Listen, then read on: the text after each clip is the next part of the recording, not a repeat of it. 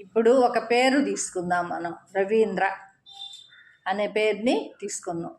ఈ పేరులో విలువ వచ్చేసి వాల్యూ 26. 26 అంటే 2 26 26. ఈ 2కి 6 శత్రు సంఖ్య, 6కు 2 కూడా శత్రు సంఖ్య. ఈ 26లో ఉన్నందున ఇతనికి చంద్రుని యొక్క సంఖ్య 2, శుక్రుని యొక్క సంఖ్య 6. రెండవ సంఖ్య విశ్వభావాన్ని చూపిస్తుంది, పిరికితనాన్ని కూడా చూపిస్తుంది. 6వ సంఖ్య సుఖాలను కోరుకుంటుంది, సుఖాల కోసం డబ్బు కూడా ఖర్చు చేయిస్తుంది, విలాసవంతమైన జీవితాన్ని కూడా ఇస్తుంది. వీళ్ళు అధిక శ్రమ పడలేరు, పనులు చేయించుకోవడంలో సమర్థులు. వీళ్ళు చేయలేరు, ఇతరుల చేత అయితే చేయించుకుంటారు.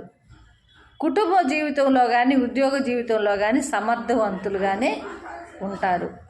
వీరిని నమ్మొచ్చు, వీళ్ళని నమ్మి ఏ పనైనా కానీ చేయించుకోవచ్చు.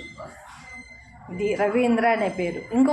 ఇంకొక పేరుని తీసుకుందాము, దాని గురించి చెప్తాం.